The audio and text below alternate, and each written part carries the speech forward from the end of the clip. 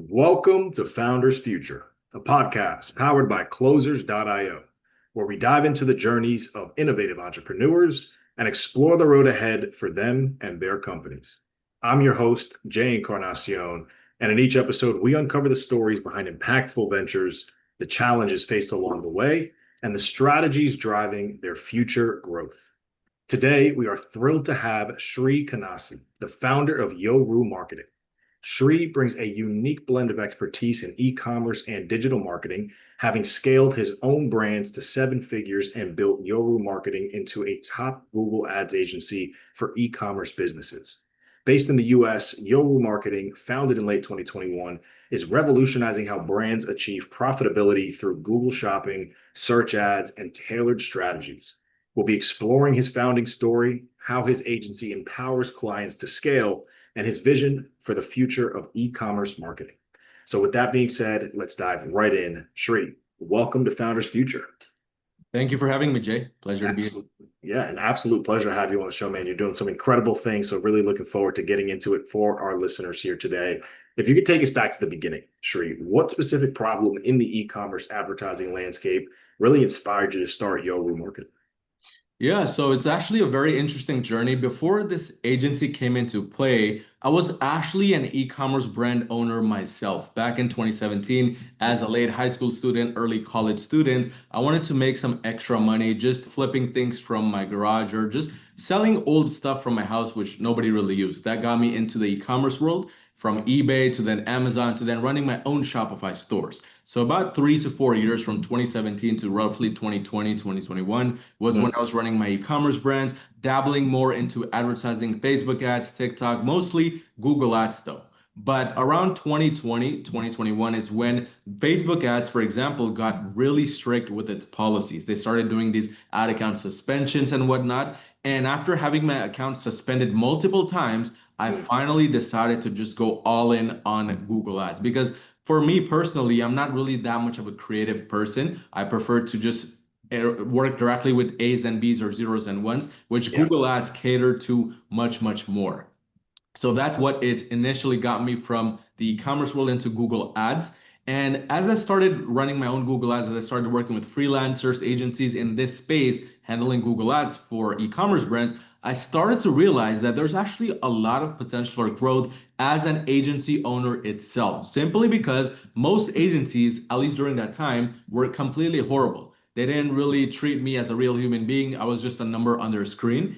And as a result, I would often not get the right approaches or the right strategies or have my questions answered. And this got me frustrated to the point where late 2021, I was like, you know what, that's it. I'm going to start my own agency and build really a solid business that actually caters to a real human being.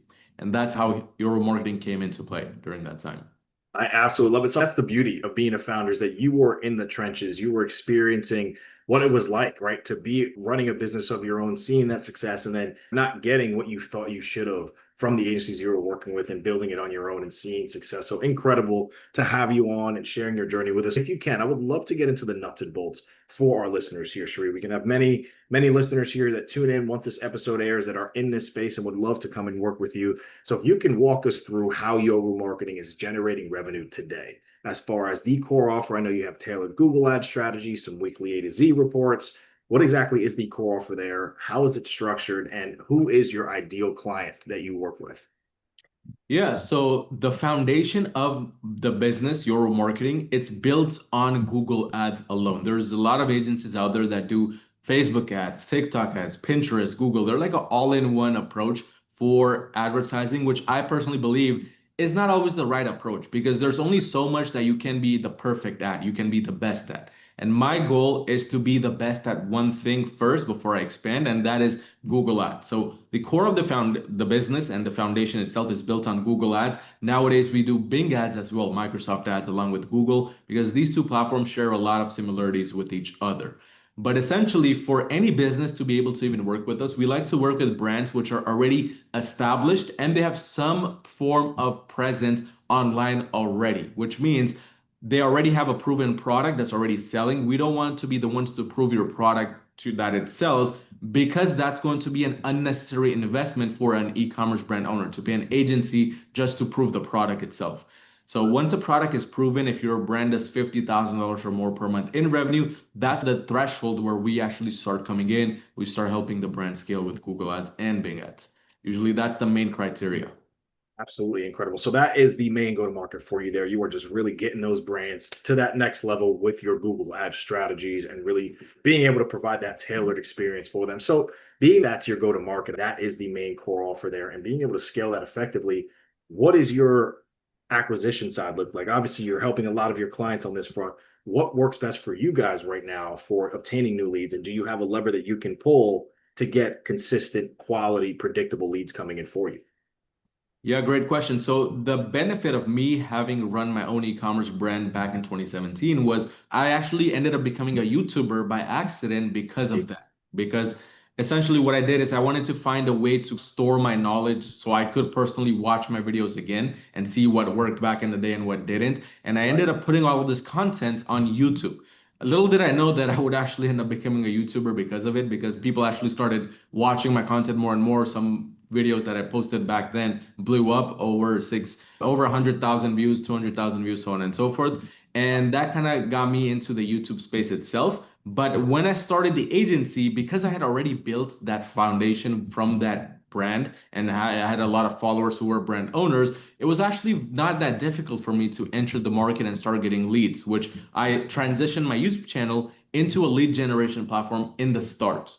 But back then, around 2021, 2022, a lot of individuals that were in the e-com space were also going on Twitter, which now is called X, but LinkedIn, a lot of people were reading blog pages, so on and so forth. So because I already had a decent amount of online presence, I wanted to double and triple down on it instead of just dabbling into stuff like ads, for example, which I didn't really have that much experience in when it came to the creative side. As I mentioned earlier, that's why I even switched to Google. So I stuck to the organic side of things. I really started to get some momentum from the organic side, building my name on LinkedIn, Twitter, so on and so forth.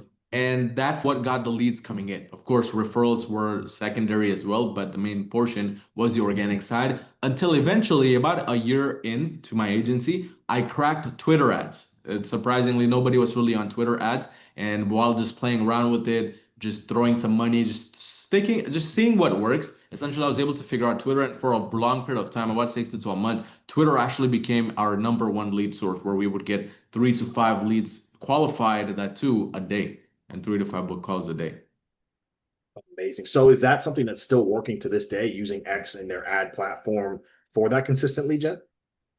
Yeah, so unfortunately, the reason why I said 6 to 12 months is because after 12 months, once Elon Musk came into office, there were some changes done in the Twitter ads algorithm itself when it came to advertising side of things, at least, which completely ended up destroying that lead source itself. Interesting. So ads ended up being like a very small portion until eventually I just shut them off and I switched over to Facebook ads, just running some creatives, filming myself, so on and so forth. But the one thing which helped me during this transition phase was the organic lead flow that I had built. That did not break. Thank God that stayed as it was. And that allowed us to continue actually scaling the business, even though Twitter ads, which was our number one lead source, ended up Yeah. failing basically. Incredible. So at where we are today then, and the strategies that you have with the organic side, still running some ads on that front, is this a bottleneck for you that you're still looking to break through to have more predictability in your lead flow, or are things moving kind of the way that you want to on that front? What does that look like as far as today moving forward? Yeah, so the thing with the agency world itself is a lot of this lead flow, a lot of these sales calls, it's very erratic. Some weeks you can have 3, 5, 10 sales calls booked in a single 2 days or 3 days even. Other weeks it's just completely blank. It's very erratic in that sense. Of course, that's why you want to expand beyond the horizons, have multiple lead sources, advertising, so on and so forth. But at the end of the day, there's only so much momentum and so much specific actual direction you can get with these lead sources where you know exactly tomorrow you're going to get 3 leads exactly. This is not possible with the agency world. So yes, it's always something that I'm always looking to improve, always looking to make better, and that's what we're always trying to find better lead sources, trying to upsell our current clients, so on and so forth. So it's always an ongoing process, really. I love it. And that's the beauty of the show is really being able to talk to that point. All the other founders that are on here having similar success, but as you just mentioned, always having to improve the process. It's always going to be some sort of bottleneck around that, having some sort of predictability on that front. So just incredible to hear your thought process there and what you're doing to keep on growing and scaling on that side. So when it does come to the sales process itself, Shri, are you still a solopreneur running the show here, or do you have a sales team now, marketing and assistants, and kind of a whole team helping you push Yoru marketing forward? Yeah, so in terms of sales itself, I personally still hop on the major sales calls. We have other team members who do the first sales call. So the way we work is essentially we have a two sales call process. The first sales call is done to better understand the business, better understand the prospect situation, and see if we can even help them in any way, shape, or form. If the answer is yes to that first sales call, then the second sales call is more of a hands-on sales call where we create something called a report, a strategy report, which goes over all of the problems within their accounts, potential solutions, and how we can help make things better for them. So this report is something I personally create with my team members, and it's something I personally like to go over with the client on the call because my face is attached to the business. As I said, YouTube Right. was what got me into Yoru marketing itself, and I'm the front face or the authority figure within the agency. People expect me on sales calls because they come through my videos or my content, so on and so forth. So because of that, I like to have that process in place. And because also that I'm the ones on the sales call and it's what they expected, the closing rates are often much, much higher, up to 60, 70% even. I have to do very little selling on these sales calls because most of the time the client is the one selling to me actually. Why we should work with them, which is the beauty of having authority within your niche, by the way. Absolutely. And that's an incredible model. So you really have that setter and closer model. You have your setters taking that first call, and then you are the closer in the business here for the sales side, closing on that second call to bring those clients on. So I mean, with that there, how are you approaching the idea as you continue to scale with that? Is that a role that you want to continue to sit in and stay in, or are you looking to keep adding some A players to that setter closer model to put you more in the founder CEO role in the company? Yeah, so within my agency, at least, because we are such a specific technical approach when it comes to Google Ads specifically, and the clients do expect to basically unravel some problems within their Google Ads account on the sales calls. What I personally like to do is I like to train some of my media buyers into turning them into senior media buyers and then eventually senior media buyers slash closers, because these are the individuals within the agency who have real technical Google Ads knowledge, who can explain Google Ads and the reports just as good as I can, because it's not a report where it's a very like an overview of some sort or very broad. Rather, it's very specific and it's customized per brand that we speak with. So Right. because of that, the media buyers are the ones who are the best fit for this job. And that's what I'm in the transition phase right now, where now we're transitioning some of our media buyers into these sales closers. Amazing. Absolutely incredible model. And just so cool to hear how being in this type of a niche, it looks a bit different for who you have to bring on and the expertise needed to really provide the quality that you're looking to provide there. So just incredible on that front, Sharice. Being that we spoke a bit, and I would love to hear more. I know that a bit of a bottleneck is still going to be on that predictability around the lead gen. The sales side seems to be pretty solid. What else can you point to as far as a bottleneck that you're looking to continue to break through for that scale that you're looking to achieve? One of the biggest bottlenecks you start to have within the agency space is hiring the right team members who are actually knowledgeable rather than just having good resumes. This is one of the major things which most agencies actually fail to really look on. They hire people based on how they appear to be on their Upwork profile, for example, or their Indeed profile or LinkedIn profile. But the reality is, anybody with ChatGPT nowadays or just any other AI software can create the most beautiful resume or CV out there. It's very easy nowadays. What's actually the hard part is deciphering who's honest behind those words and who actually walks the walk and talks the talk, so to speak. And Yes. that's the major bottleneck that we personally face to this day, where having the right people on the team, because the right team members, they're not going to be the cheapest in most situations. And you need to just have the right kind of financials in place, right approaches and right strategies in place to be able to afford these team members so you can do the best work for your clients. But it's just identifying those people who claim they're just good versus those who are actually good. That's one of the biggest bottlenecks we face to this day. And of course, other bottlenecks, such as actually having the proper systems in place to ensure that any new team member who joins the team is able to abide by our standards when it comes to the service and provide the same exact service as anybody else on our team. What I'm trying to do, at least right now, personally, is I'm trying to create more of a branding effect around my own agency where all the team members, when somebody looks at an account, somebody should be able to say, oh, this is Yoru Marketing and their team member. And I want it to be in a way where all of our team members have basically an approach on a very broad level that is similar to each other. I'm not talking about the actual campaign strategies or anything like that. Just on a very broad level, it should be easy to identify your marketing versus the other agencies based on just the quality of the work. So that's also another bottleneck, just creating the right systems to ensure this is in place, the right SOPs, without ruining a media buyer's creativity or without ruining what they're hired to do, which is the actual custom work. Incredible. And just getting an inside look at the mind of how you're running this has truly been a pleasure and an honor hearing you could talk through this so far, Shri. So truly thank you so much. I know our listeners are enjoying this as much as I am. So with that, paint us a picture here, Shri. What does the rest of 2025 look like for you going into 2026? What does that look like for Yoru Marketing, and what are you laser focused on for that continued growth and scale? Yeah, so right now the goal is fairly simple. I don't like to overcomplicate the goals because I like to basically divide our yearly goals into 3-month goals, essentially. So every 3 months is like a brand new year for me. So it's 4 years in one, basically. But every 3 months, or essentially every month, our main goal right now is to just grow between 15 to 20% month over month or quarter over quarter, 15 to 20% minimum.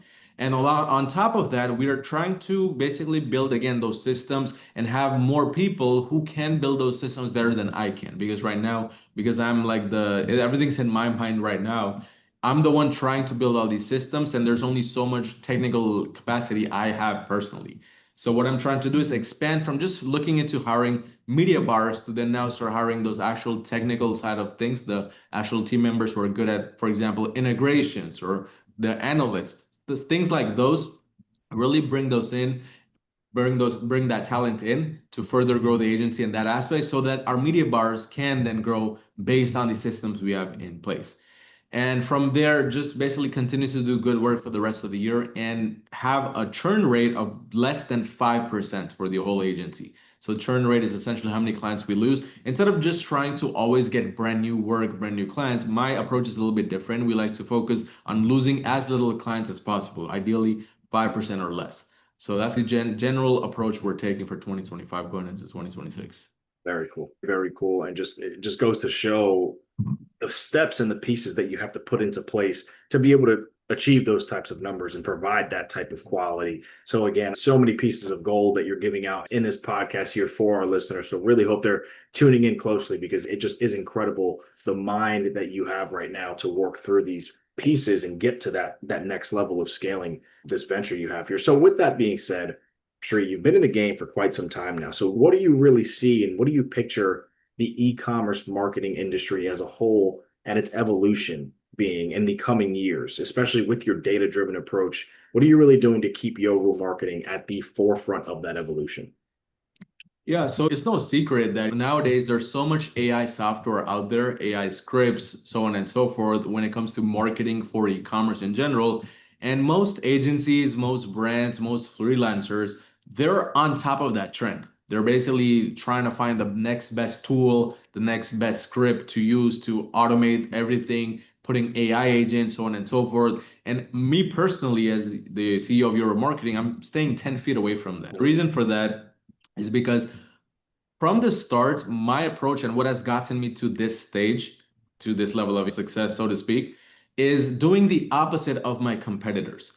Now I see my competitors are all rushing towards AI. They're gonna start blending in with each other because of that AI, because these softwares, they're a robot. It's gonna not have a mind of its own. It's not gonna be as creative as a real human being. So because of that, what's gonna happen is a lot of these competitors I have, or these brands that run within a specific industry or niche, they're gonna start looking like each other. It's my prediction. And when they start looking like each other, then it's gonna start becoming more of a price war. Hey, who's the cheapest person? Or who's the cheapest product? So on and so forth. And we personally don't like to deal with pricing wars. We're definitely not the cheapest, nor are we the most expensive. We like to be just for the right person who we can actually help. And having a custom approach is what's going to help your marketing stay at the very top, being more creative, being more custom, especially right now when it's all robot driven, when it's all artificial intelligence, nothing is real. And what you never want to forget is your ideal customer, they don't want to speak with a robot. They want to speak with a real human being who understands their emotions, their feelings, their personality, what they want, what they don't want, so on and so forth. A robot can only do so much. It's only based on zeros and ones, which you provide. And if you start losing your skills or your custom approach, then eventually the robot's going to just mimic what you provided, which is not going to be the highest quality. So I believe it's going to be a little bit easier to actually stay at the top by just being more custom and by being a real human with your audience. Absolutely incredible on that front. So with that, I do want to take us into the lightning round here, Shri, and just have a couple more questions for you before we round out the show. And on the first front here, I would love to know a tool or a resource, whether it is a Google Ads strategy or an insight from your e-commerce brands or an AI tool that you're utilizing. What can you attest to being the biggest game changer for Yoru Marketing this far? It's gonna sound very basic, but ChatGPT, especially 4.0, when I'm using right now at least 4.0, which is a paid version of ChatGPT, it's been a game changer. Being able to create job postings very quickly, even sometimes getting ideas for the search campaigns or even the assets, what to do, what not to do. ChatGPT, I use it just to guide my own intuition and just to guide my own path, not to replace me, basically. But if you use ChatGPT in that manner, I highly recommend it, especially getting the paid version. It's made things so much easier and so much more streamlined for me. Absolutely. And I think that's the biggest piece. And it really is the ongoing theme as being on the podcast and having so many different types of founders. AI is here to stay, right? So being able to utilize it to bolster what we do on a day to day and make our lives that much more efficient as founders is the key. Hitting it home with that there. So just one more question for you before we wrap up the show here, Shri, and that is going to be a piece of advice. What can you offer to our listeners tuning in? Just heard your incredible journey this far, and I know that you're probably going to hear from some of our listeners to come and work with you after this. So what can you leave them with before we wrap up the show today? The best advice I can give to any entrepreneur or anybody scaling their business, whether it's e-commerce, agency, whatever it may be, is to stay in your own lane and focus on who you were or where you were 1 month before, or 2 months before, or 3 months before, versus trying to go on LinkedIn, Twitter, or any other platform for the matter, any other social media platform, and comparing your own journey to somebody else who's already 10 steps ahead. That's one of my own major mistakes, and that's what didn't make this whole scaling journey for me as fun as it could have been, because I was always comparing myself to the person next to me, the other Google Ads agency owner. He has 50 clients, why don't I have 50 yet? So on and so forth. And that really, instead of motivating me and making me do better, it actually made me feel worse about myself, made me doubt myself, and it was not beneficial long term. So the best thing you can do is, as long as you personally are improving compared to what you were yesterday or last month, like I said, you're already winning. You want to, again, improve on a month-to-month basis, on a quarter-to-quarter basis, or even a year-to-year basis. If you're even improving by 1% every day, that's more than enough. That's why for my agency, it's 20% growth quarter over quarter or month over month. We don't like to compare our growth to anybody else's because it's irrelevant. You're in a completely different situation, in a completely different realm of scale versus somebody else where it might seem that like they are in the same situation, but reality is there's just a lot of different things out there. And you don't want to compare it to the wrong person and make yourself feel bad. Amazing. I absolutely love that. With that right there, ladies and gentlemen, that is going to wrap up another incredibly inspiring episode of Founders Future. Shri, I really can't thank you enough coming on the show, sharing that amazing journey and your insights with us today. And clear as day, as I said earlier, you just your energy, your passion, your drive. It's beautiful to see and incredible to be able to have a chat with you today. So truly, thank you so much. It has been an honor and a pleasure. And to our listeners, if you enjoyed this episode, which I know so many of you have, don't forget to subscribe to Founders Future wherever you listen to your favorite podcasts. And don't forget to check out Yoru Marketing at yorumarketing.com for their free profit analysis templates. And follow Shri on LinkedIn at linkedin.com/in/Shri Kanase. And for more resources and insights, you can visit us here at closers.io, where we are dedicated to helping businesses accelerate their growth through trained appointment setters and world-class marketing systems. Until then, keep climbing, and we will see you on the next one.